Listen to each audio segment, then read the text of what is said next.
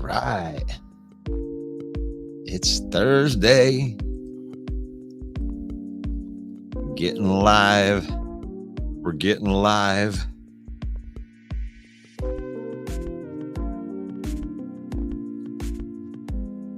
Good morning, Detroit Rock City. Hello? You play to win the game. You don't play to just play it. That's the great thing about sports. You play to win. All right.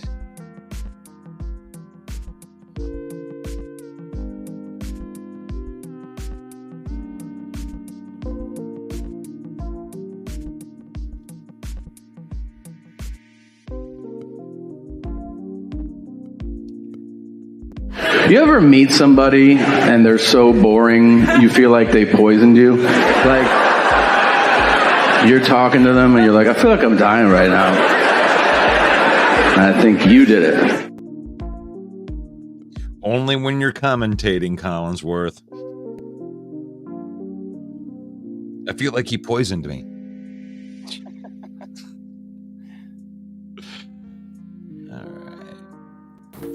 It reminds me of a football show, Football Talk with Russell Wayne, 11 a.m. in the mornings. You should watch it because it could be good for you.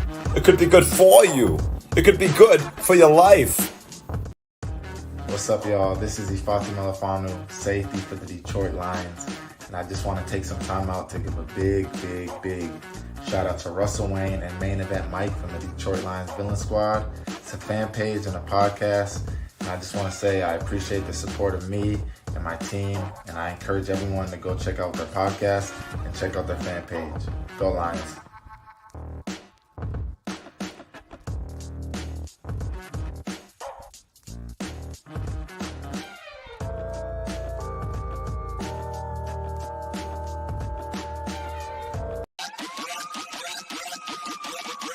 All right. Welcome one, welcome all. It's that time.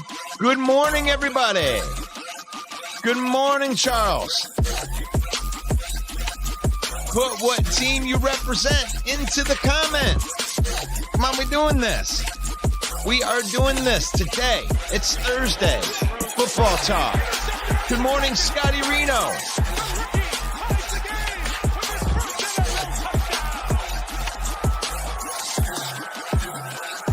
Good morning, Dwayne.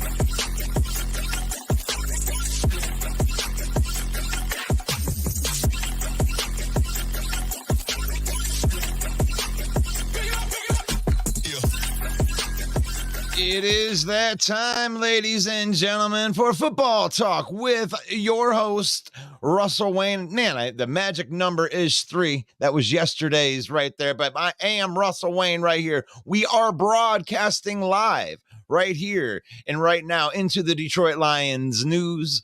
We are broadcasting live into Mike the Bear Fans Hallis Hall Report each and every Wednesday night if you're a Bear fan, and Sunday mornings right before the game if you're a Bear fan, and that's a big game this week. And we are broadcasting live right now into the Detroit Lions Villain Squad, and we should cross over 12,000 followers today. Thank you very much for making us part of your mornings right here and right now. And welcome to the program, my compadre, right there, Main Event Mike. Hello to my lips. How you Good doing? morning, Russ. Good morning. It's What? Good Energy Thursday. It's Great Energy Thursday right here. And we usually have GT from And We Know Sports on here today. I don't know if he's going to make it. You said that you had one of the reasons, right? Yeah, GT couldn't make it this morning because he had a very important meeting with NASA. They're talking about, they want his input on how can they liven up the cockpit of the space shuttle with a little swag. And, he's a style master. So I'm sure he's coming up with all kinds of cool things to make the space shuttle more funky, more hip. Absolutely. And then if they make it to a different planet, they're looking for the perfect material to craft basses and guitars and have instruments that are made from material from his home planet, because he's out of this world right there. But GT from And We Know Sports, each and every Thursday night right before the football game.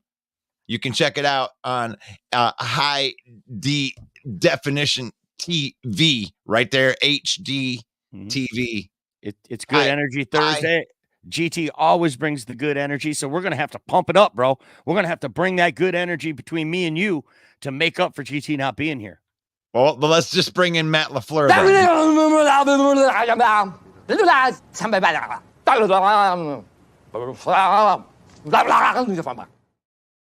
Now, there they go, right there. So Green Bay's got a game this week. You want to start there? Green Bay. Sure. Who's Green Bay? Green Bay on playing? Monday Night Football against your favorite team, the New York Giants. The Giants are getting 6.5 points. The over-under is 36.5. Boy, isn't that a low over-under, 36.5? I guess they're figuring that the Giants just aren't going to score on this Packers defense. Right. But if Jordan Love keeps going the way he has the last 2 games, he could put up 36.5 himself. Absolutely. I mean, gosh, I've been liking that whole Giants bet, because these point spreads have been ridiculous. Might be getting like 15.5 and 13. But what would you say the point spread was on this? Only 6.5. It's only 6.5. Yeah, I mean that doesn't seem like the greatest advantage in the world to me. That's less than a touchdown, folks. Less than a touchdown. Well, with the extra point, less than a touchdown. Yeah, with the extra point. But that's all right, man. They're going on the road. They're going to be at MetLife Stadium at night. It's going to be brisk. It's going to be cold, something the Packers don't usually worry about. So probably won't be a factor with the weather as far as Green Bay plays. It will be a factor, however, probably for Jared Goff, who doesn't play well in cold weather. They're expecting windy, very cold temperatures in Chicago. Sunday afternoon, 1:00 kick for the Chicago Bears and Detroit Lions. And Chicago's getting 3.5 points at home. The over-under there is 43.5. So, I mean, I believe that the Green Bay Packers should win all these games. Like, I honestly, this is such a winnable game right here. Mm-hmm. When you're looking at this, don't you think? I think so. I mean, they should win this game. Jordan Love, the way that he's been playing, and the thing is we went over that this week, earlier in the week. We got to face it right here. The Packers are pretty good, right? Mm-hmm. And the thing is like, I know that there's a lot of Packer fans that are out there that think that it's a foregone conclusion that they're just going to beat all these teams, and it is any given Sunday. And is Saquon Barkley playing in that game? And as far as I know, yeah, I have not seen him on the injury report. But to your point, Green Bay doesn't play a team the rest of the year with a winning record. They got this guy named DeVito, right? You know what I'm saying? Mr. DeVito's gonna come in, as the quarterback from the New York Giants, and he might even be better than Danny Dimes. Okay, so that's what they're saying over there in New York. Anyway, they're probably saying it just like that. They are. I thought that was a decent one. Tommy DeVito. Tommy DeVito. So yeah, I don't know, who do you have in this? I mean, I'm assuming that everybody thinks that the Green Bay Packers would win this game, but put that into the comments. You got the Green Bay Packers going up against the G-Men. That's right, the G-Men on Monday Night Football. Who do you got? Who do you got on that one? That's an interesting one. But let's move on to the Minnesota Vikings, right? Who do the Minnesota Vikings have this week? Minnesota Vikings are on the road against the Las Vegas Raiders, the resurging Raiders, but the Raiders are actually getting 3 points at home against Joshua Dobbs, who has been named the starter again this year. That's an indoor stadium. Of course, weather won't play a factor. But yeah, Minnesota at Las Vegas +3. I'm really stymied by this 3-point spread. Do they really think that the Vikings are going to go in and cover 3 points on the road against the Raiders? I just seems too high to me. I mean, you could easily say the Raiders would be favored by a couple of points, and it would make sense. Yeah, you think the Raiders should be favored in this game? At home, they were favored against the Packers, and they beat the Packers. Okay. So, there's, I feel you on that. Oh, I get it right definitely- here. Steve and Tracy, they say Vikings got JJ back, should help for a couple heaves. Right. That could be the reason, because they're getting Justin Jefferson back. There right? you go. That's probably it. There's the truth. The truth will set you free right there. Yeah, Justin Jefferson, Jefferson, that's huge. That's huge. And I like Dobbs, but I really think that, teams do get, exposed from week to week. And when you put stuff out on tape, it is what it is, right? They got stopped, and the next teams and the next defensive coordinators are they're gonna do that too. So they got to figure something else out there. And maybe Justin Jefferson is the key to maybe a couple more weeks of magic here for the Minnesota Vikings. They should beat the Raiders, but the Raiders are kind of on this war path of, proving that they were a pretty good team. And it was really the head coach that was holding them back. They got some talented players on that team. Devontae Adams and Josh Jacobs and Max Crosby. Those might be three of the most talented people in the league, period. So I wouldn't look past the Raiders, especially going on the road. And the turnover machine known as Josh Dobbs. So is he even starting? Yeah, he's been named the starter. Okay. I wasn't sure. They have Jaron Hall back, but they have named Josh Dobbs as a starter, and that makes sense to me. I mean, if I was the Vikings, I'd be starting him as well. I mean, Jaron Hall's an unproven commodity. I see that we got A-Dub in the comments. Hello to Paul. What's going on, Paul? What's going on, Jordan? What's going on, London? Got some Lion fans in here. London Bridge? London. The London Bridge. London Bridge is his name. London is. I'm assuming it's him. Just London don't fall down, because we don't want to have to sing the song, right? I'm sure that's what you were meaning right there. My fair lady. My fair lady. Steve says Packers riding the wave of hope. And we were talking about that, Mike, where it's like Lion fan, it's so hard to run a trash talking group when you're a Lion fan and you're the head of the division, because this fan base does nothing but over scrutinize and talk down. They don't even need to come in on the trash talking. We had a couple Packer fans in here, and then we had Nug in here, and Nug was just shitting on the team so much that Robert's like, yeah, all that, like, we don't have to rip. We rip on our team at 8 or at 9-3. Right. And I wanted to take some time today to defend the Glenn. Now, I know this is an old Woodward sports bit right here, but everybody's been so hard on Aaron Glenn, and maybe he deserves some criticism. The defense definitely is not perfect, but when you categorize this defense as like the worst in the league or something like that, it's ridiculous to me. Like, you look at this last performance, and everybody around here, I think I'm the only person that could defend the Glenn on this. And let me put it into context for you from like last year and how I got pigeonholed. And I don't want to get pigeonholed again this year, but last year, when everybody was down on Goff, thinking that he was one of the worst quarterbacks in the league, he was 1-6, right? And everybody was down on him. I was just one of the people that were like, hey, look, he's not the greatest quarterback in the world, but he's not the worst quarterback in the world. And I would defend him. And then that's where Mike and I made that bet that he would finish in the top 13 QBs in a league.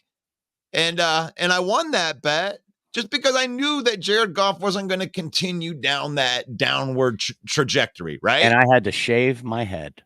And you had to shave your head. So using that as context, Mike, that now I want to defend the Glenn. I am not saying that Aaron Glenn is the top 10 defensive coordinator and he's just throwing out this awesome defense that we should all be proud of. I'm not saying that. But what I am saying is he ain't 32. He ain't 25. He's like 16 from 32, where he had the 32nd ranked defense. And now it's not a top 10 defense or anything like that. Did anybody expect that in year 3 with these young guys? Did anybody expect that? For one, probably not. But here he is. Like, that's a nice improvement going from 32 to like 16. And in my opinion, I want to defend that. And the other day when you're talking about like he was dog water the entire time, he wasn't. It started out with an interception, a 3-and-out, then they scored, and then another 3-and-out for the first half. That's improvement. Mm-hmm. Mm-hmm. So, I mean, easy for me to defend the Glenn, Russ. Easy for me. A lot of these people out there that are calling for Aaron Glenn's head, I just don't get it either, sir. His first year, by the way, this is his first time as a coordinator, okay? He was a great player, so his knowledge of football is high. He was a leader of the defense from the cornerback position when he played for the New York Jets for years. He was a fan favorite. He was a coach's favorite. Everyone said back then he's going to make a great coach someday. Now he gets his first chance as a coordinator under Dan Campbell. And his first year, he went 3-13-1. The next year, he goes 9-8. Now he's 9-3. right. And what are we complaining about? He's a first-time coordinator who, by the way, the players all would run through a brick wall for this guy. All right. Things don't happen overnight. You don't become a genius overnight. Ben Johnson is the exception, not the rule. You take your lumps and you learn. And I would say, based on those records we just said, he's figuring it out. He's figured it out 9 out of 12 times this year. In the last game, for instance, after that game, we won the game. You wouldn't know it by listening to Lions fans talking about calling for the guy's head. Right. They forced 2 turnovers. They had 2 sacks, 7 tackles for loss, 7 QB hits, and they won the game. And your team is 9-3. And the players will run through a wall for you. By the way, up and down the roster, this team is not that deep on defense. Injuries have hurt us. We've lost some key players, and he's pulling it together and getting them to play. What more do you want? Is there another defensive coordinator out there that could get more out of these guys than Aaron Glenn is? I don't think so. And one thing I am sure of, if you were to change coordinators right now, that would be a detriment to the team. Huge. He got to ride out the year, see how he goes, see how far he gets us. And if he makes it to the NFC Championship game, if they win a playoff, are you still going to be calling for Aaron Glenn's head? Probably. Now, on the flip side, here's where the other side of the argument is, though, Russ. He is playing a 4-2-5, and he is committed to it. And the other side is saying that he is trying to fit a square peg in a round hole. He drafts players that play in 3-4 hybrid defenses, right? We've got the personnel for a 3-4 hybrid defense, yet he is committed to this 4-2-5.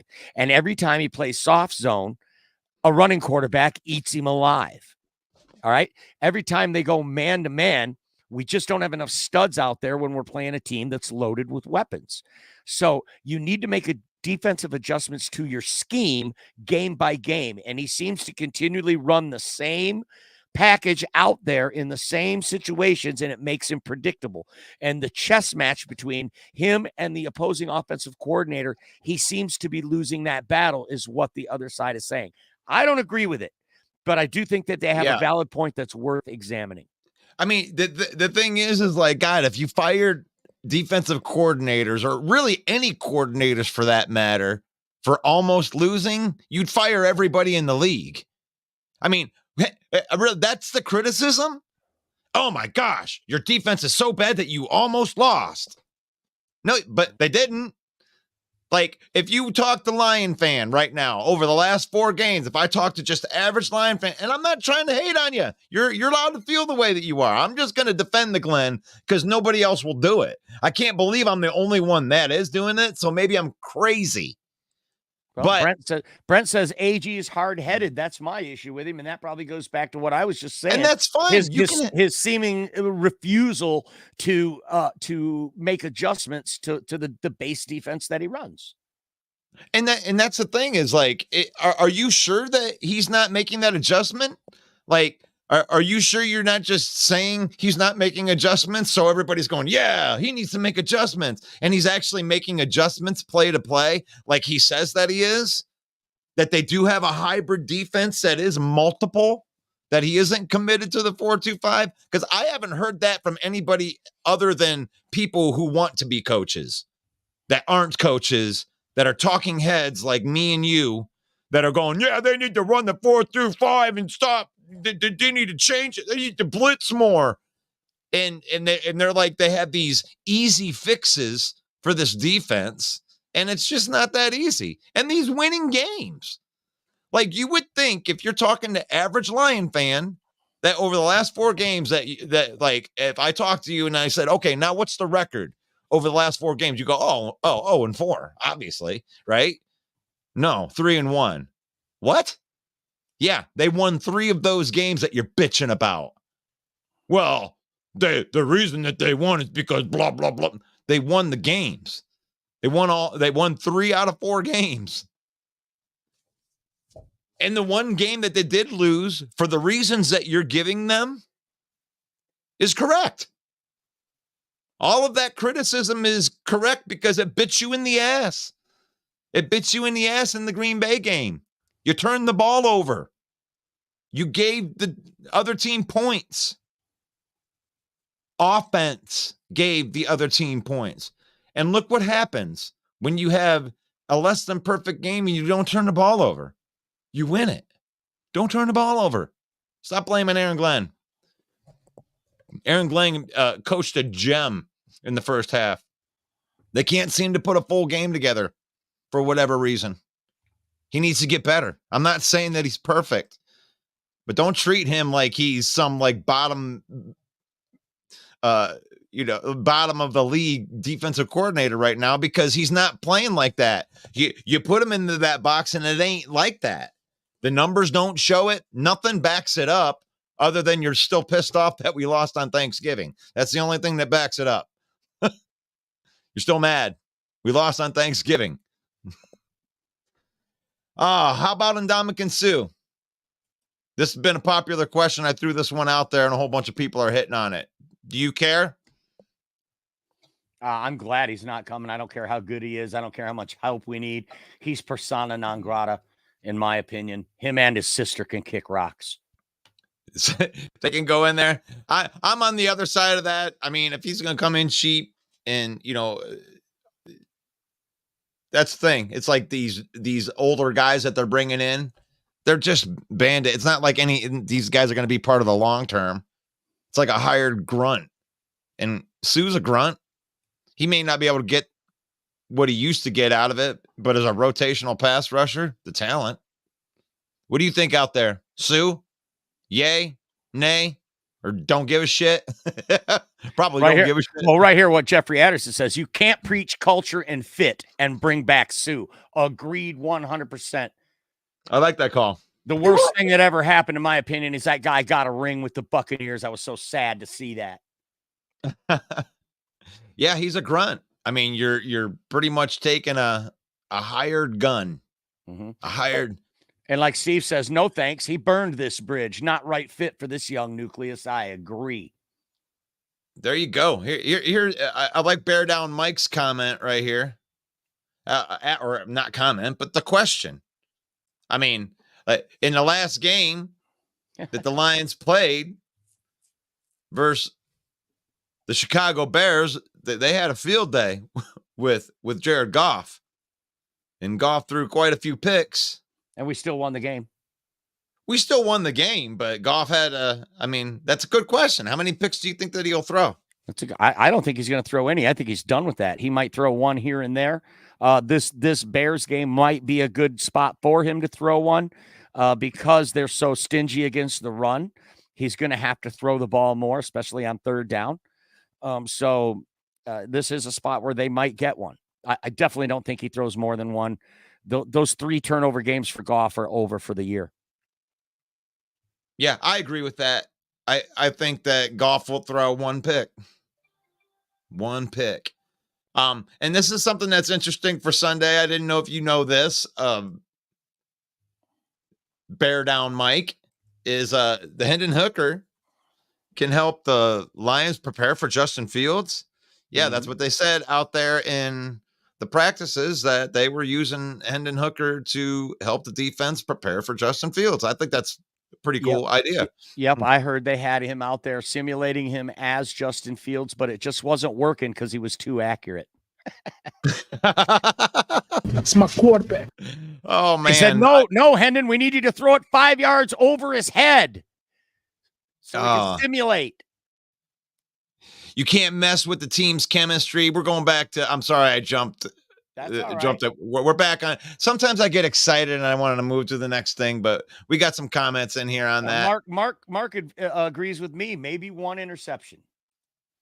Maybe one interception. Yeah. Our good friend A-Dub, who's a Packer fan. Oh, look, are we playing producer wars here? Ooh. Yeah. I'm out. A-Dub, our resident Packer fan. Also looking forward to seeing how Kenyon Drake fits in our offense. They just signed him yesterday, A-Dub. I don't think he plays this weekend, but thanks for the comment. Love it. Adding more depth to the running back room. Kenyon Drake's a proven pro in this league. That should be, he's more of a lightning back than A.J. Dillon, with Aaron Jones still being out with an injury. So maybe that's going to be a big pickup for them to add some depth to the running back room as they try to make a playoff push. I got a couple comments I starred on here I'd like to get to, if you don't mind. Go ahead. Our good friend Paul Jones. Tonight should be a barn burner with Bailey Zappi and Mitch Trubisky. In the outdoor elements, it's Patriots and Pittsburgh. Ugh. That's a ugh game.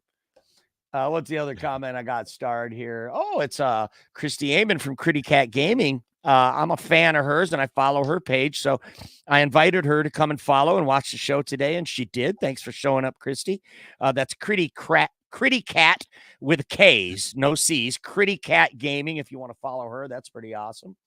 Glad to see you returning the favor. And by the way, if you've got something that you are trying to promote out there, drop it for us. We'll follow you. You follow us, man. We don't believe that our success is predicated on someone else's failure. A-Dub also says 28-17 Green Bay. I'm just not worried about the Giants defensively. I don't think that the Giants could put up 17 points.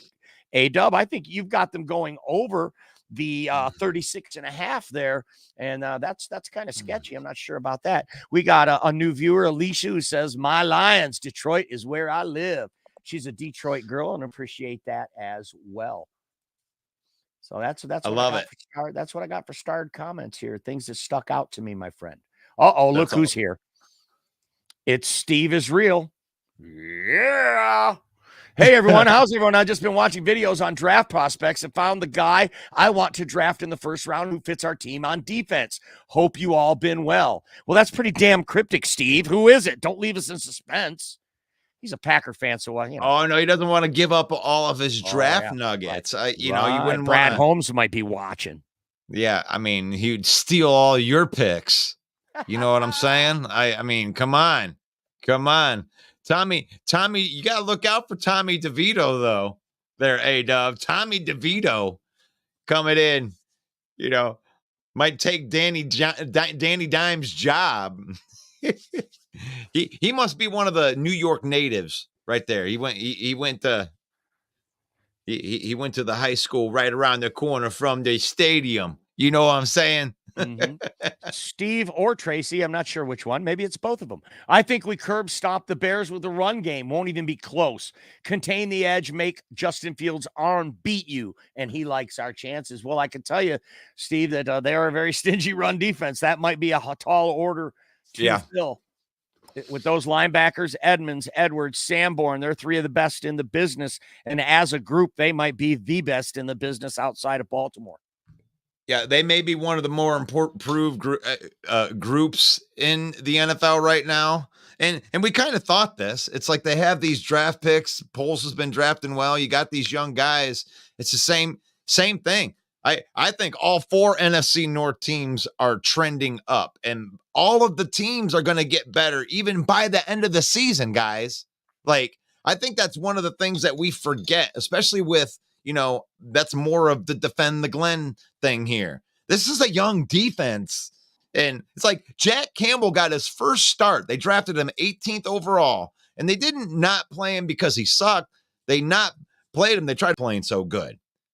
But you got other guys that are stepping up. Josh Pascal's had a great game for the last 4 games. According to PFF, he's actually been sealing the edge on in the run game. That's what you want out of one of your ends, right? So it's like you got ascending players. Yeah, the Chicago Bears, Jaquan Brisker. Wow, what a stud. What a stud.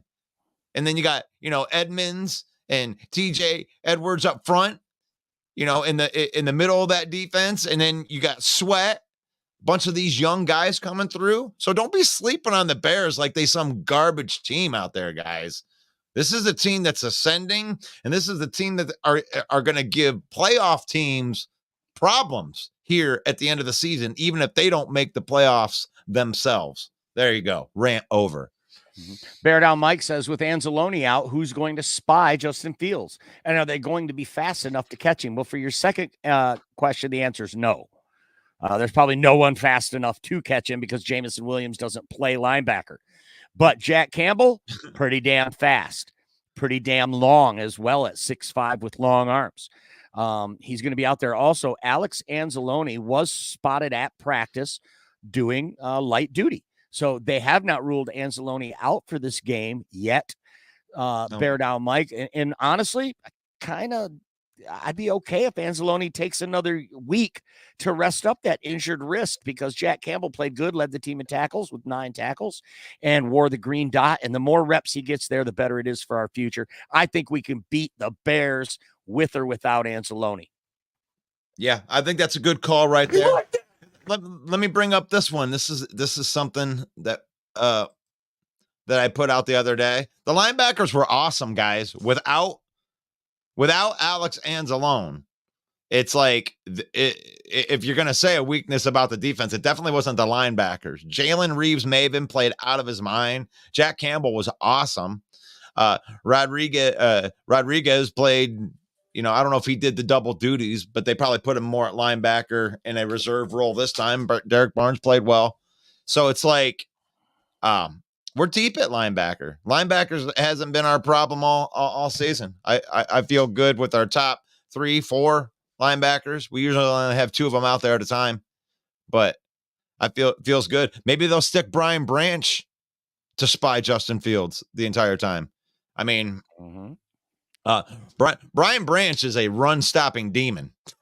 That dude will tackle you for a loss right there. But, yeah, I hope that answers your question there. I think that Aleem McNeil being out for the Lions is going to factor in big in the Chicago game, because if you remember, in the first game against Chicago, Aleem was a big factor getting pressure up the middle. He had a sack. And last year in Chicago, that was his best game as a Lion to date at that time, getting pressure up the middle, had a sack on Justin Fields as well. So he was really starting to break out, Aleem McNeil, and missing him now coming back against Chicago. You can get a rush up the middle. And in this league, that's why Aaron Donald is so important to the Rams. Edge rusher. Everybody talks about edge rusher. But if you're getting push up the middle in this league and you're getting pressure with 4 guys, that makes it a lot easier on your secondary. So I think Aleem McNeil being out is going to be bigger than Anzalone being out, was my point.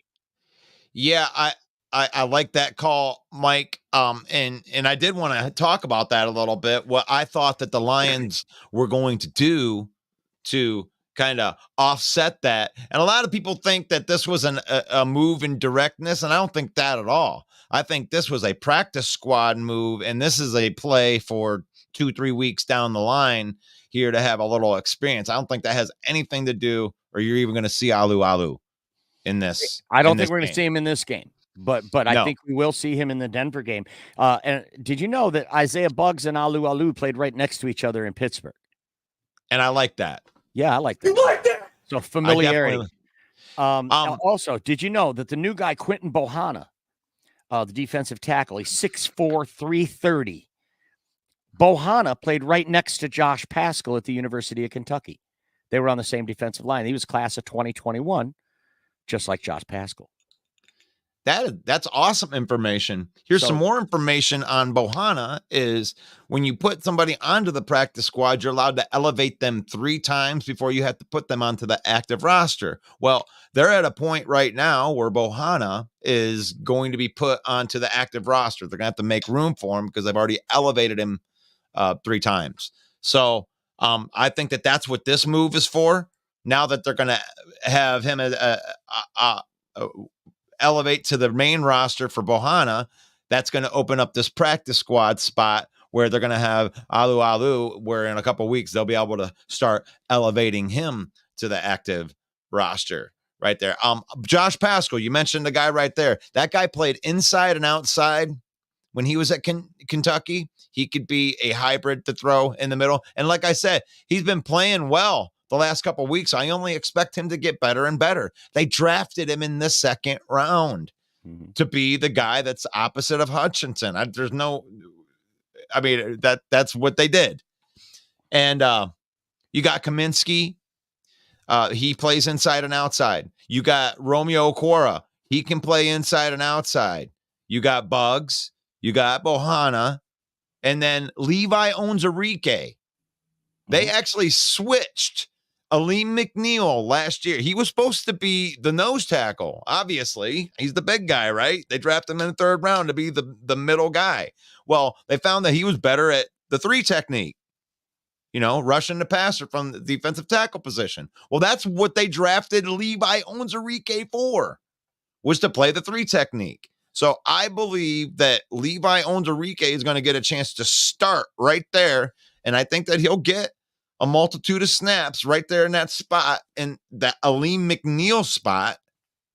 And they'll put, Buggs or Bohanna or one of the other big guys next to him and let him go. Who knows? You don't got no tape on Levi. They drafted him in the 2nd round too. So it might not work, but it might work. What if it goes through there? Would that surprise you if all of a sudden Levi Onwuzurike comes in and impacts the game on Sunday? It would surprise me. How about Benito Jones, the guy you left off that list? See what I mean? We've got so many guys. We're going to bite a kneecap off. Isaiah Buggs, Levi Onwuzurike, the new guy, Alu, Romeo Okwara, Benito Jones, Quinton Bohanna, Josh Paschal. That's 8 guys right there. Which one of those guys is going to step up? And it should be mentioned that yesterday, Dan Campbell, when asked about it, said, look, these guys are going to have to show their worth. Now, that's a direct quote. These guys are going to have to show their worth. Doesn't that sound like a challenge from your head coach?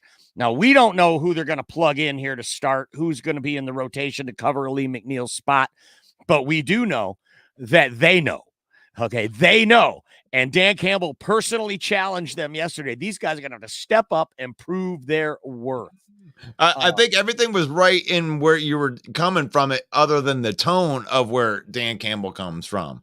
I think that he came from, it is a challenge to say, hey, these guys got to prove their worth. But I think that the word that he used was opportunity to prove their worth. And the team's deep, and there's a bunch of guys that are right next to each other, that are really close in skill set. I don't think Kaminsky's that much better than Paschal, that much better than going right down that line. Yeah, we didn't even mention Kaminsky. I got to put him on my list here.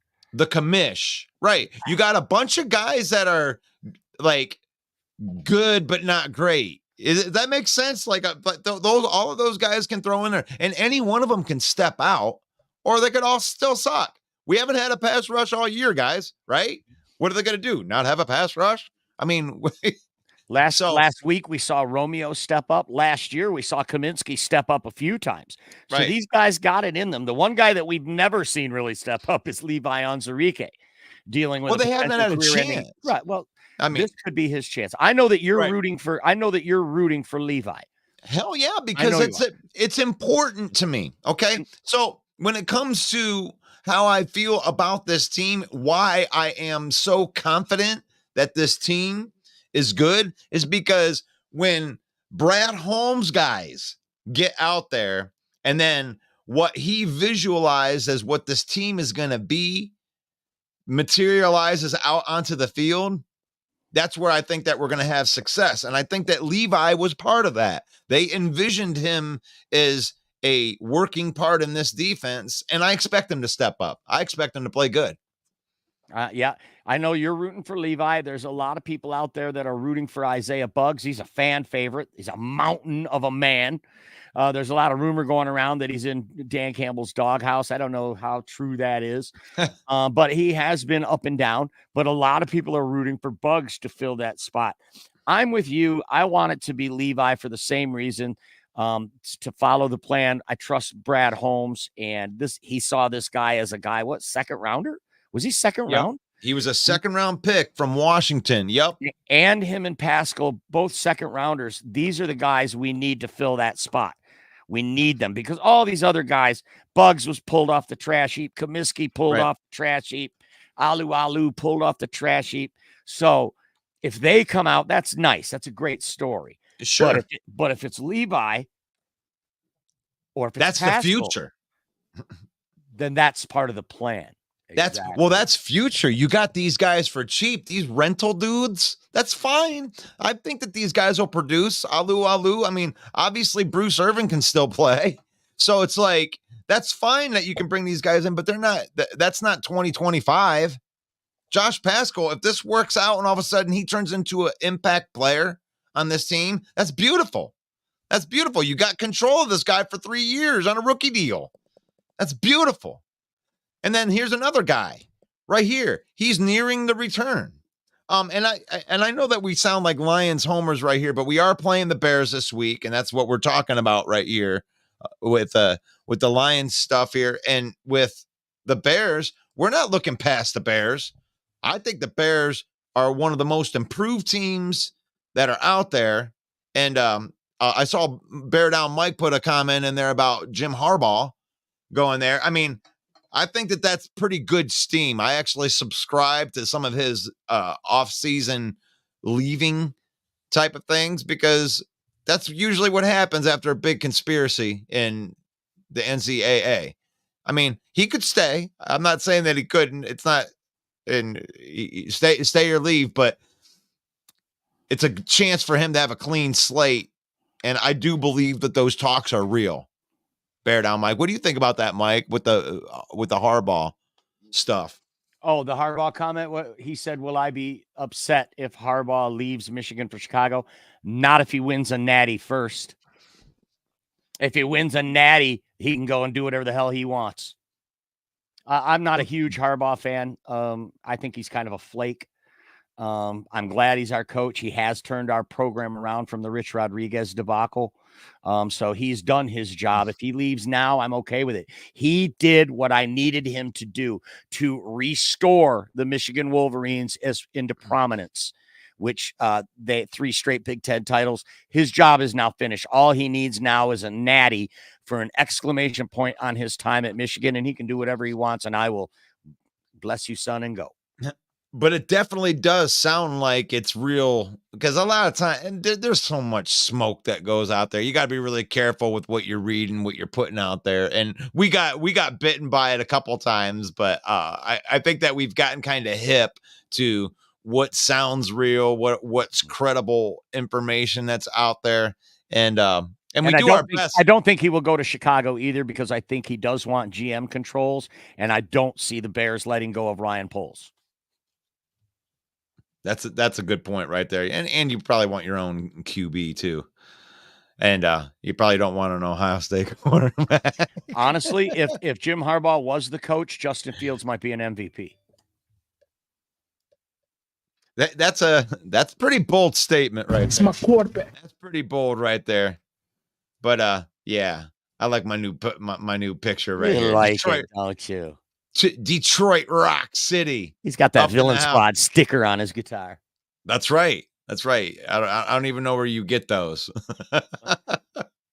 But this is a big problem for us this weekend. And we really missed Frank the Tank, and he isn't going to be playing this week either. So it's probably going to be Graham Glasgow again. How do you think that change affects the way that we attack that really good rushing defense?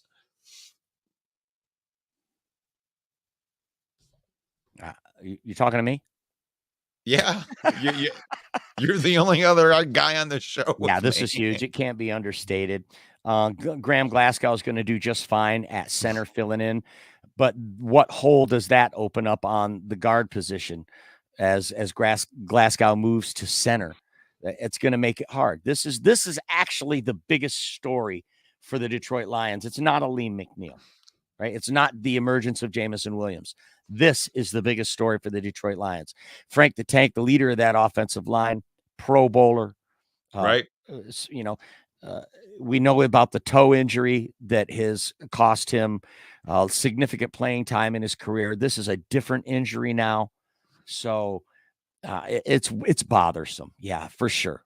I don't think a lot's being said about the impact that this could have, but this is huge for the Lions. But what is being said, which is the good thing about it, this is not a long-term injury. It is not like a season-ending type of thing. So we are going to miss him for 1, maybe 2 weeks, but we are going to get him back from the sounds of it, which is a good thing. And Sorsdahl is a mixed bag so far, but this kid's a rookie. There's no way that anyone expected a 5th-round rookie to have to come in, play right tackle, left guard, right tackle. I think he had to take a couple snaps at center in one of the games. The brand new rookie. So the fact that he's not folding underneath of all that pressure, because that's a lot of pressure for a rookie to handle, to have to switch positions like that, to come in reserve.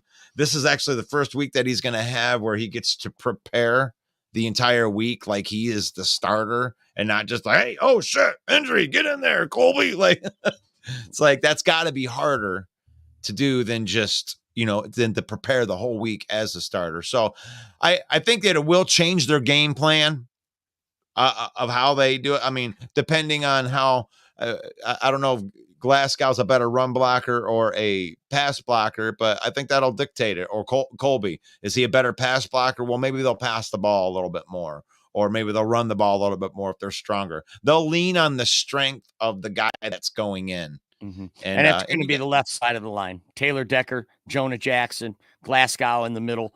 Running left is going to be the recipe against Chicago. I'm almost certain. But if they can even run. Bowler, you got an all-pro there on the right side, though, with Penei Sewell. So, I mean, somebody had a comment in here that, that last time that David Montgomery played against this Bears team, he had 75 yards and a touchdown. So it stands to reason that going back, I mean, the homecoming for Montgomery going back to Soldier Field, that's a storyline, folks. I mean, I know they're a stingy run defense, but you've got Jahmyr Gibbs also, little thunder and lightning mix up. What do they call it? A change of pace back, right? That's a good point, man. Expect, right? That's what you're telling everybody. Expect a big dose of David Montgomery in this game. I like that. I like that call. You like that? Because no other running back, no other player for that matter on the Detroit Lions team is going to know Soldier Field better than David Montgomery. So, I mean, that's a great call. But they are probably going to be looking for him too. But this is going to be great. This is going to be great. And I love the confidence level of the rivalries. I'm trying to get Lions fans. Is there any other Lion fans that are pumped like me that are out there? And I know that you get wrapped up in all the negativity of what the team is doing right there, but I'm jacked. We've never been 9-3 before. Like you said, if I had a nickel for every time that we were 9-3, I'd have a nickel. 1, 0. We won't be able to rub any together. It's 1 nickel. It's like, I'm enjoying this. I don't care. Like I said, if we lose the next 5 games, we lose the next 5 games. What are you going to do? But I'm not going to sit here and say, we're going to lose next week, and then if that happens, and then what? If that happens, then you get to say, I told you it was going to be this. Shut up. You're weak. That's weak. It's a weak take. They've never been 9-3. It's not compared to anything you've ever seen. This team. How about this comment from David Barnett? Our offense needs to dominate until McNeil, Houston, Thor, and Deuce come back. So, I mean, that goes to our football. That goes to our defend the Glenn point, right? So, any deficiencies that Aaron Glenn and this defense might have can be mitigated by scoring 40 points a game. And that's Detroit Lions football. We saw it happen with the 2022 Minnesota Vikings last year. They cruised to 13 wins in a division title. Yeah, they were one and done. And maybe that's what the opposition is trying to say here. You're going to end up one and done if you don't make some changes on defense. But this offense, according like Dave says, that could carry us. I love that call. It's a top 5 offense. You want it to be a top offense. What is Detroit Lions football? Detroit Lions football is I'm going to run the score up on you and have a defense that plays opportunistic turnover football. That's what they're trying to do. When they don't create turnovers, they feel like that's a failure. That's what they want. That's what they want to play. They want to run the score up. We feel like we can score on anybody. This team is a lot like the Minnesota Vikings last year. If the Vikings had a above average defense, this defense that the Lions have is better than the defense that Minnesota rostered last year. And the offense is just as good. So, or better. We got playmakers all over. This offense hasn't even peaked yet, guys. Yeah, Brent says Gibbs needs 15 carries and Monty needs 20 at least. Then Bear Down Mike says Montgomery will be booed. Hate to see it because I never wanted him gone. You think they'll boo him? I don't think they'll boo him. They're not Philadelphia. Yeah, I don't think they will. I love this comment from Dwayne. Should use Jameson Williams in some run plays, end around plays, or something besides throwing to him like they did in New Orleans. That's a good call out as well. Yeah. And Adam back here causing controversy in the comments. What by going basketball? Yeah. I love this guy, Adam. He was in here talking about other stuff the other day. Now he's talking about basketball. I love it. Thanks for watching, Adam. Hey, to each their own. We're trying to get prepared for Justin Fields with Hendon Hooker. Hey, I think that's kind of smart. I don't know if they were saying that would work, but I love the fact that Hendon Hooker's even out there practicing, and from what they say, that he's got a pretty nice ball that he throws. So I don't think we're going to talk. Crush, kill, destroy. He must be listening to Slayer. There you go. Yeah. So I'm to the end of my wits right here. I've gotten through all the stuff. Let me go through all these things once again right here. So we defended the Glen. We know Detroit Rock City rocks. We hit Sue coming back. We talked about how they use Hendon Hooker to try to defend Justin Fields.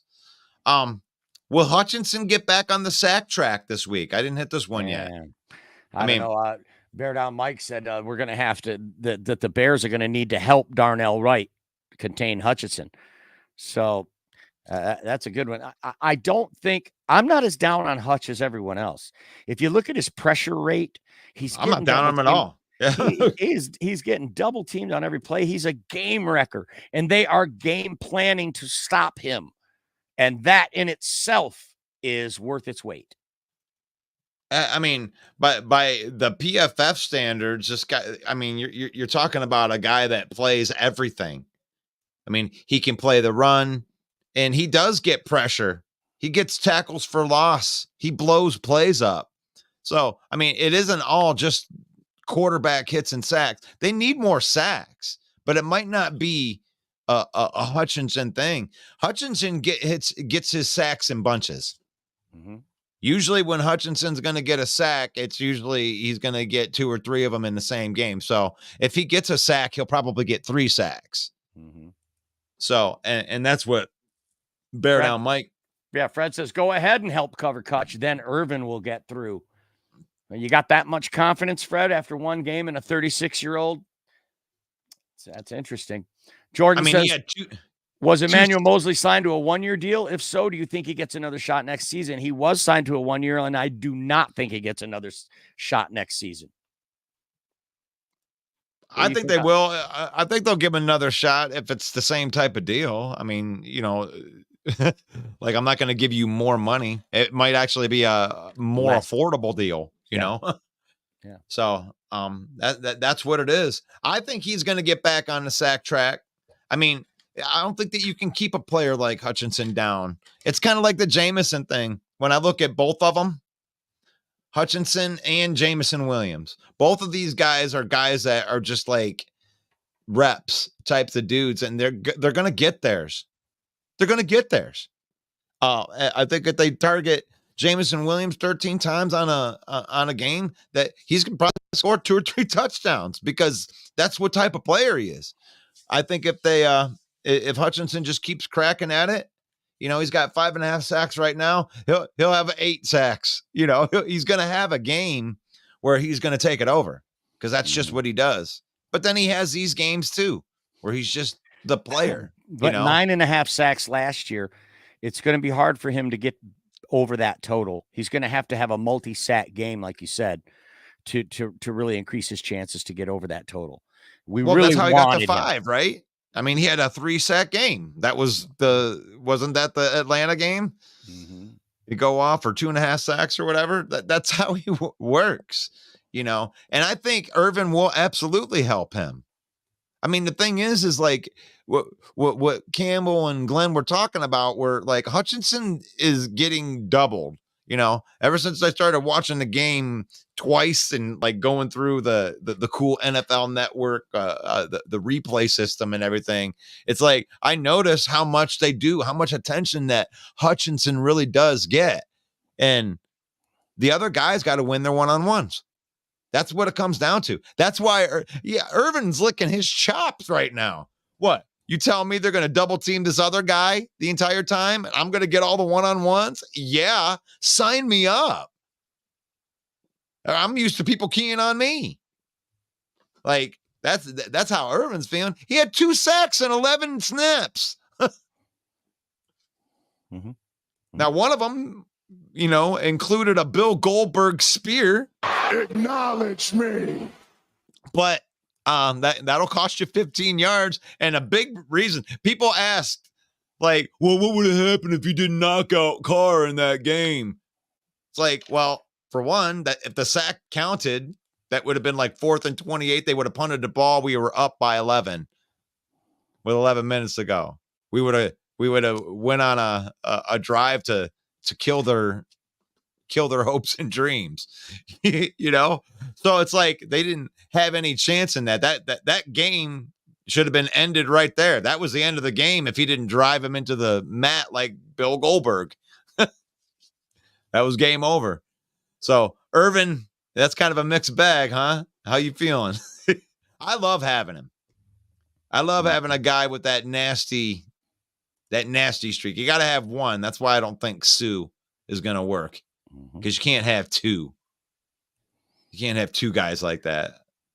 Steve says, Lions only giving 3.5 points to the Bears. I'm smelling upset. Shut your beep mouth. Giving us 3.5 points on the road. Yeah, they could upset us. That's the thing. It's like, it's funny how confident like Packer fans are, how confident Viking fans are, and they're 6-6. Like, oh yeah, we're gonna win all of our games. We're gonna catch you. And it's like all the Lion fans are going, oh yeah, they might catch us. Not, hey, shut up. We're 3 games ahead of you guys right now. All of you. You better win all your games. Or in 2 games, we're gonna be going, that's our starters. Like unequivocally, hands down, Green Bay has the easiest schedule remaining. Minnesota in the division. Minnesota has the hardest schedule remaining with Detroit twice. They get the Vegas Raiders and the Cincinnati Bengals, which we thought was going to be a loss, and then they lost Burrow. Oh, now it's going to be a win. But now you've got Jake Browning. It's my quarterback. 354 yards. He threw for more yards than Justin Fields ever has. So Minnesota, they got 2 against Detroit, 1 against Green Bay, and then Las Vegas and Jake Browning. So Minnesota easily has the hardest schedule in the division to remain. So Green Bay looks like the only real threat to the Lions in this division. Unless the Chicago Bears win. Well, I mean, I'm not talking about not for the division. The Lions are going to win this division, guys. Come on. Really? You think they're going to, if they have an epic collapse, all the Lions fans will, they'll be the Lions fans. I told you, SOL, like all that. Like, we've already been through this. It's not that big of a deal. It'll hurt my feelings. But if the bottom comes out from under it and then we have to go back to the drawing board again, like we always do, whatever. You guys, on the other hand, you guys are holding on to this thing. It's 6-6. I'm going to win all my games. Okay, cool. But there's this big scrum that's happening with, I think that the Bears can come out of the basement if they get a victory here. But I also think that the Lions can effectively end their season at Soldier Field to move to 10-3. And you have no chance at 4-9. Yesterday's show, Bear Down Mike brought something up that really I've been thinking about ever since.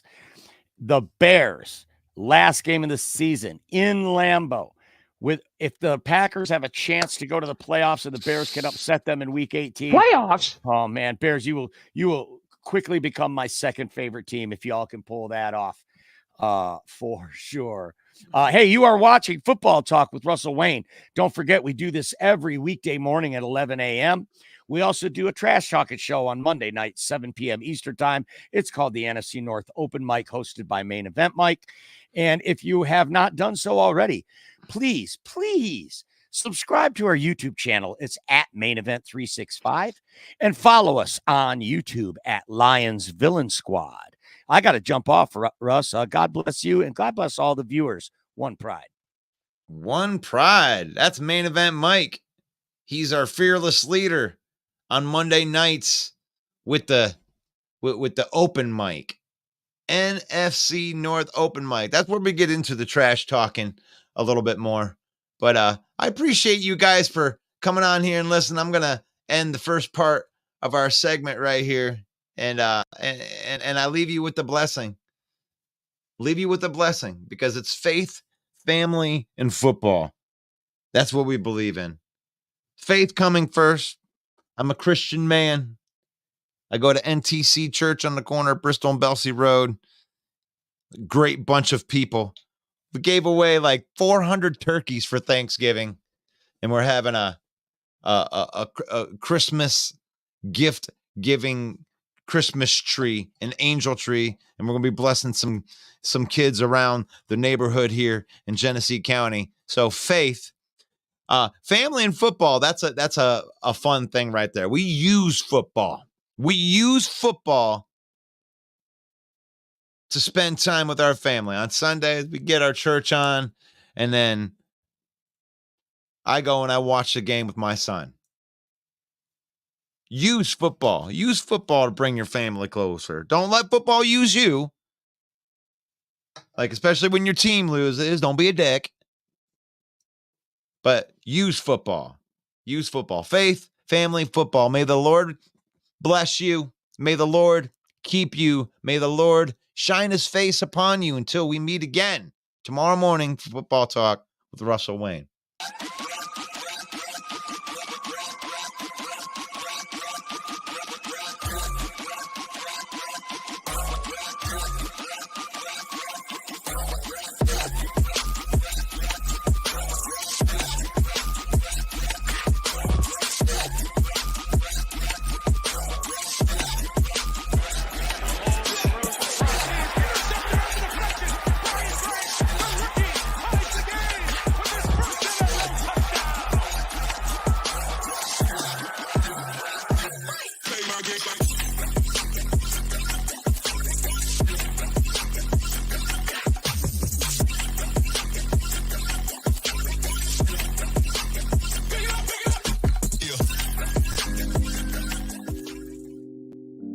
Yeah.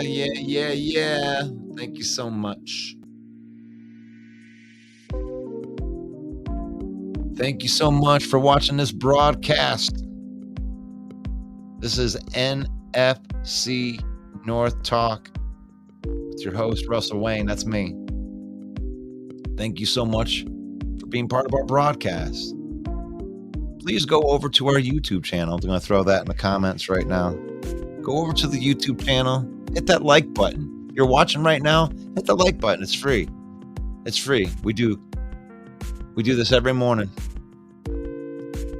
I love talking football. It's the 12 o'clock hour.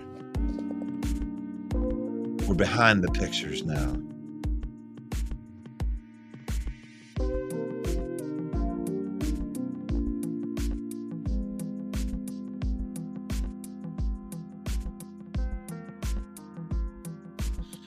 This is the harsh reality for Lion fan. Look at that. Any of those Packer fans that are still out there, you're going to hear me say it. Steve is real. Yeah. Listen to this. Lion fan, Viking fan, Bear fan. You have to face it. Jordan Love is good.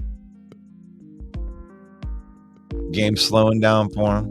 Looks like they got some playmakers. We'll see how he does without Christian Watson. But it looks like the real deal, and we have to face it that the Packers are good. I doubt that any of these teams that they're playing over the next couple weeks are going to be able to trip them up. So it is what it is. The Lions are good too. You got to face that. As a Packer fan, you can bring up history, you can bring up all that other stuff, but 9-3 isn't an accident. It isn't just because they play bad teams. Because you still got to win your games.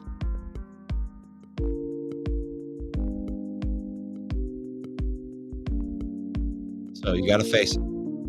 You got to face it. Lions got a great guy right there. Second round, maybe the steal of the draft. Sam Laporta.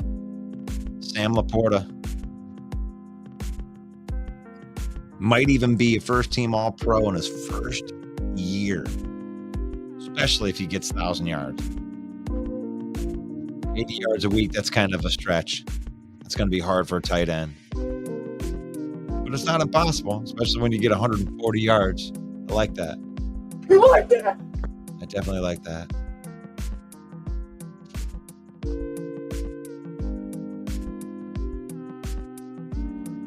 Vikings playing the Raiders, going to the Raiders. You might say it's a surging Raiders team. They seem like they're a little bit better without that bum head coach that they had earlier.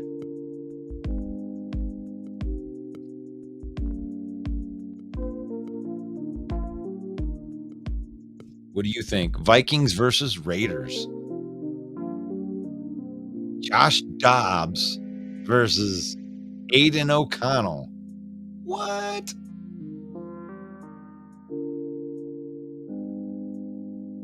It's the surging Raiders.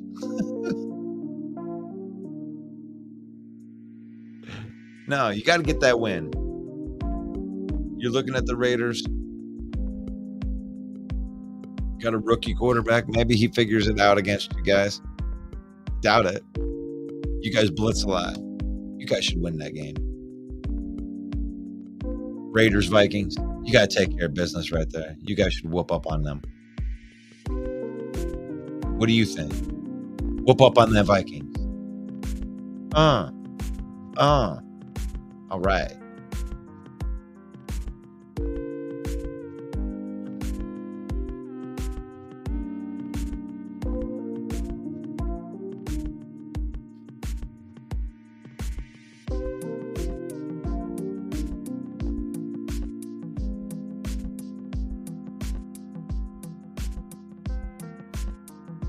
Jameson Williams. He's breaking out. He's breaking out. That speed is undeniable. He gets that ball into his hands. Do you think he's going to be a factor this weekend? That would make it a lot easier if the winds are 30 mile an hour. fast guy running in.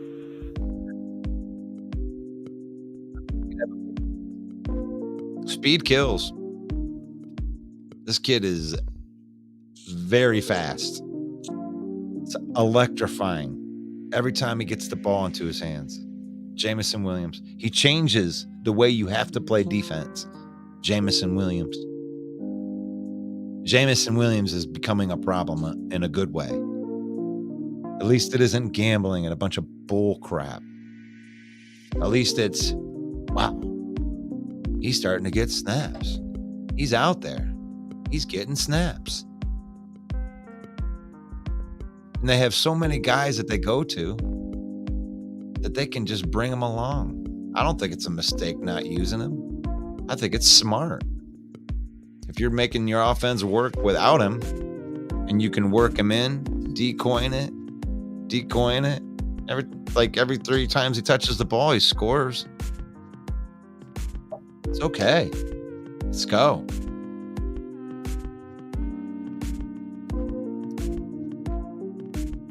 Jameson Williams, 33 snaps.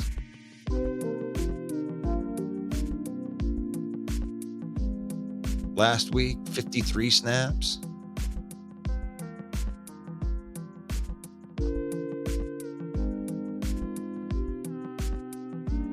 I like it.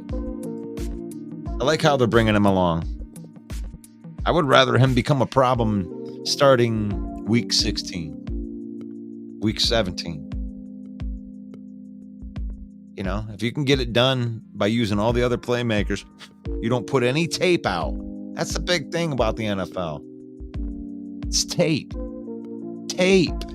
If they got tape on you, then they can find ways to stop you. The less tape, the better. This kid's getting better.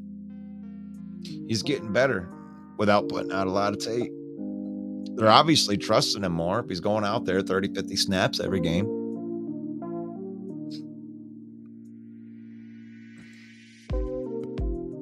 We got to get Aiden back on the sack track.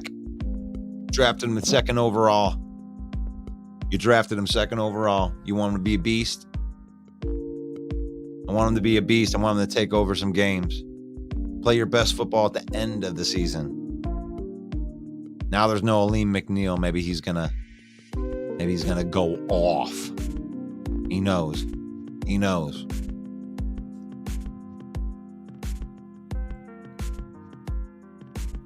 James Houston saying that he's going to be coming back for playoffs. Maybe right after Christmas. Wouldn't that be phenomenal? That'd be cool if he could get back right for that Dallas game. That would be phenomenal. I would love that.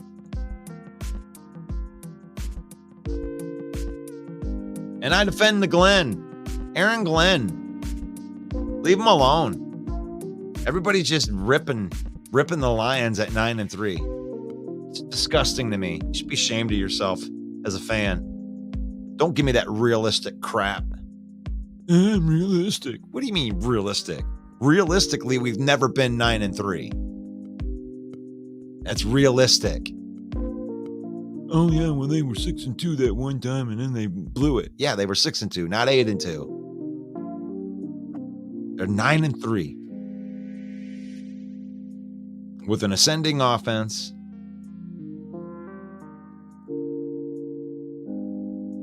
Young players. I think it's an exciting time to be a Detroit Lions fan. And the defense is better. Last year was like the worst defense in the league. Like the worst defense in the league. Well, now it's not the best defense in the league for sure. I get where you would say that he needs to be better. And I'm sure that they acknowledge that too, but he's in the middle of the pack now. They went from 32nd overall down to like 16. I'm not saying they're top 10 defense. You put that defense between 16 and 20, you got the number 1 offense. You got the winning recipe. You can win. You can win with a above average defense. You need to get that defense to be a little bit better. It does need to be a little bit better. But the offense is good enough to carry you. Because if you're scoring 30, 40 points a game, and people can't stop you from doing that, that's the recipe. That's how they want to win. That may not be how you would like them to win.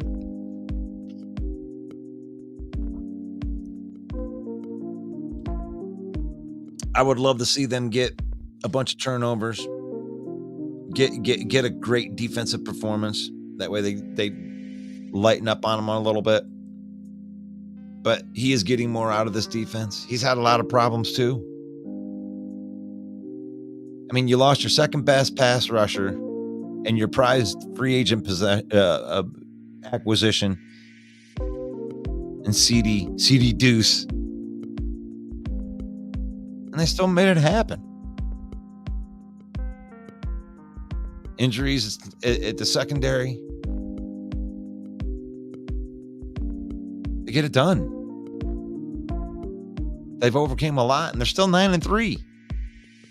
They've used like 25 combinations on the offensive line. They're 9-3. Multiple games without David Montgomery. 9-3. They even won a game without Amon-Ra St. Brown. 9-3.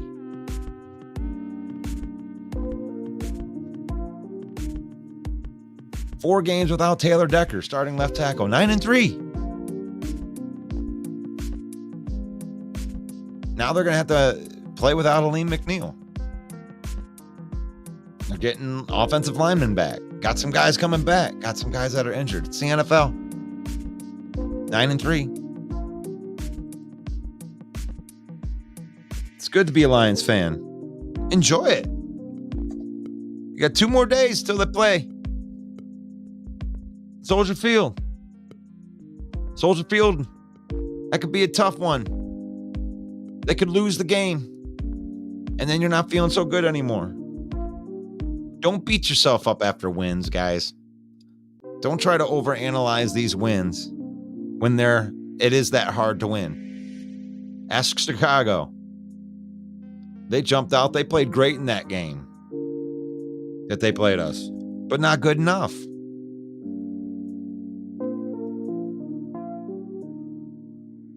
Find ways to win. That's the NFL. Find ways to win. So, Packers versus Giants. I don't think the Packers are scared of Tommy DeVito. Saquon Barkley's scary no matter who you are. He can wreck games. But you should win that game. The Packers got a nice schedule. That's about the easiest schedule you can get. It starts with the Giants. You should beat the Giants. Only 6-point favorite. I figured it'd be more of a favorite than that, but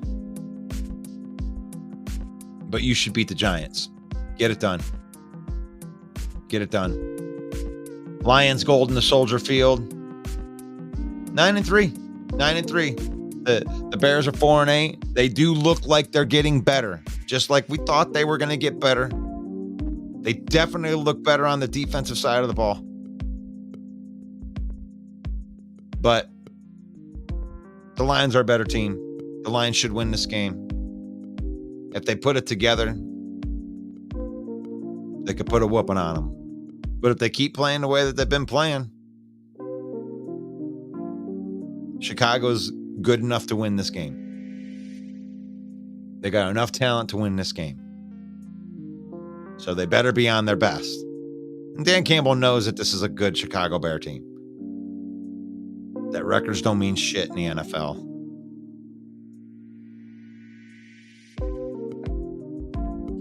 You win a few weeks without your starting quarterback. Everybody goes through it every once in a while. And then you got the Raiders versus the Vikings. Great football. And tonight, you got a forgettable game on Amazon Prime. I'm not even going to mention it. Don't even care. unless you're wanting that for your fantasy football team, whatever. But I like it. I like it. Hope you guys had fun today. I'm going to check out here pretty soon. Peace up, A-Town. Yeah! Okay! Usher. Lil Jon! Yeah! It reminds me of a football show, Football Talk with Russell Wayne, 11 a.m. in the mornings. You should watch it because it could be good for you. It could be good for you. It could be good for your life. What's up, y'all? This is Ifeatu Melifonwu, safety for the Detroit Lions. And I just want to take some time out to give a big shout out to Russell Wayne and Main Event Mike from the Detroit Lions Villain Squad. It's a fan page and a podcast. And I just want to say I appreciate the support of me and my team. And I encourage everyone to go check out their podcast and check out their fan page. Go Lions.